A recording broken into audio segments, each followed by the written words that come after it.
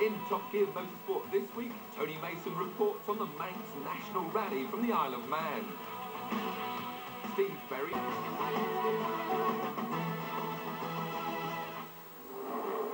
The start of the Mintex National Rally Series is traditionally in Bournemouth in February. Double champion Chris Mellors again set the pace. As ever, Steve Hill was in contention, especially as the rally moved into the Hampshire forests. The now ageing Metro 6R4s are still allowed to compete in Britain's #2 rally series and do so with good effect. Welshman Tony Davies led the rally on the opening stages but finished third overall. Escort driver Mark Perrin had a somewhat less successful opening to his season. 600 miles north for round 2, the Granite City Rally in Aberdeen in March. And again, Mellors would take maximum championship points. Steve Hill's ageing Mitsubishi Galant was relegated to third spot, but he still maintained second in the championship, ahead of Roger Duckworth in his unique 2.9 Scorpio engine Sierra. Scott Neil Dugan demonstrates that the shortest line isn't always the safest, and the exuberant Ayrshire soon headed for home. But the outright winner on the Granite City was Scottish Championship contender Andy Horn. So it's the third of the 7-round Mintex series and the most unusual event of them all. I'm in the motorsport mad Isle of Man for the Manx National Rally. It's the fastest rally in the series with 120 all-tarmac stage miles and a magnificent entry of 100 cars. For this rally, championship leader Chris Mellors had a new co-driver, Richard Pullin, and a new livery for the Cosworth. Somehow, the Chesterfield man looked off form.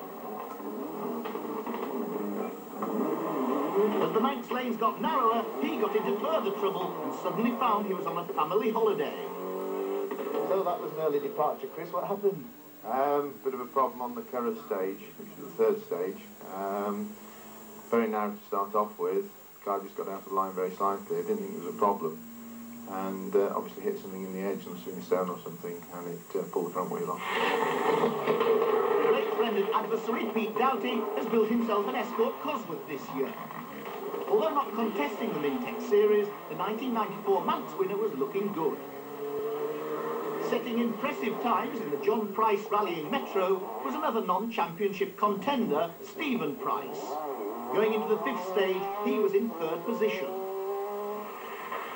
Steve Hill and Stella Boyles were pressing hard in the ex-Safari car, intent on chasing championship points, when they encountered what appeared to be a nasty accident.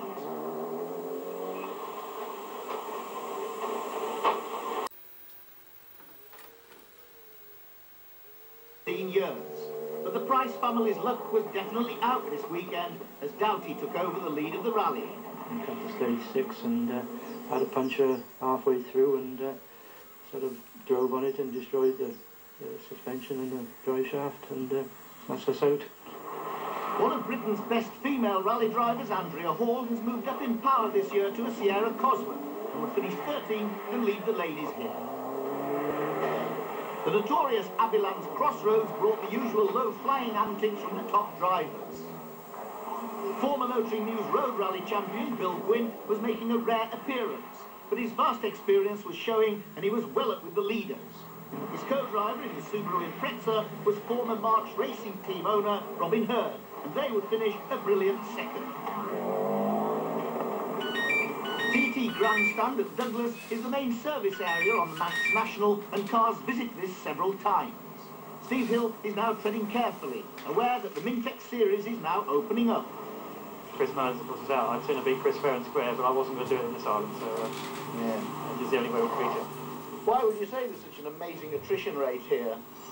I think everybody's going very quickly and it's dry as well, and tends to sort of warp people's sense. Throwing caution to the wind. Yes. You feel invincible when you're out there. Pete Doughty had his own explanation. Well, the problem is A, with the Mintex boys, they only do one tarmac event a year, and they sort of like go at it head on, and just get into trouble. And, I mean, what are your tactics now? Because you've got a nice little lead, have you? I'll just try and sit on it, I think.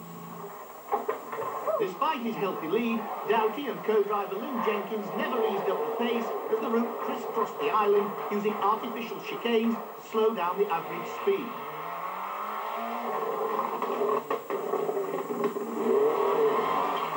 Lancia Integrales are now thinner on the ground than they used to be. Steve Smith still chalks up good results despite getting rather close to the furniture on occasions.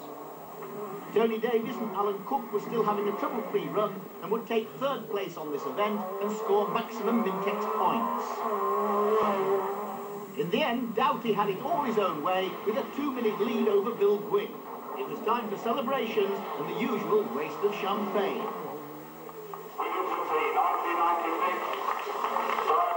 So a superb second Manx win for Pete Doughty. But the man who's taken over the lead in the Mintex series is behind me, Steve Hill with Stella Boyle.